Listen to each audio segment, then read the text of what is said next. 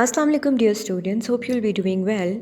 Today we are going to start our lesson with comprehension number 8, solve exercise. So let's get started with the reading first. The age of steam has yielded place to the age of electricity. बिजली के दौर ने भाप के दौर की जगह ले ली है. We have harnessed and introduced it into the service of man. हमने इसे काबू कर लिया है और इसे इंसान की खिदमत के लिए वक्फ कर दिया है. हार्नेस हासिल कर लेना, काबू कर लेना या पा लेना. The electric telegraph bears our message to and brings us news from all quarters of the world. बरकी तार हमारा पैगाम ले जाती है और तमाम दुनिया से हमें ख़बरें पहुंचाती है. इलेक्ट्रिक टेलीग्राफ बरकी तार all quarters of world दुनिया के हर कोने से. Who is not familiar with the electric bell? बरकी घंटी से कौन वाकिफ़ नहीं है? Who has not used telephone? Who is not enjoying electric light? Electric motors, wireless telegraphy, electric railways, electric modes of construction and destruction all attest to the great power of electricity. Attest mean to confirm to be true or to certify. Means to certify that the particular thing is genuine. So these all examples of related to the electricity basically certify that electricity is a great power. Electricity has developed and created many industries. बिजली ने जदीद सनत को तरक्की दी है और बहुत सी सनतें भी पैदा की हैं. It has enabled man to conquer land sea and air. इसने इंसान को ज़मीन, समंदर और फ़िज़ा को conquer मतलब उसकी तस्ख़ीर करना या उसको डिस्कवर करना उसके काबिल बनाया है.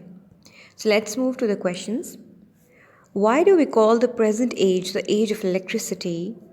We call the present age the age of electricity as a lot of things are done with the help of electricity. Now dear student, this answer is completely written in own way because we do not find this line anywhere in the paragraph, but this question is answered according to the paragraph, according to the understanding. Which age has yielded place to the age of electricity? The steam age has yielded place to the age of electricity. How do we send and receive messages? We use telegraph, telephone and wireless to send and receive messages.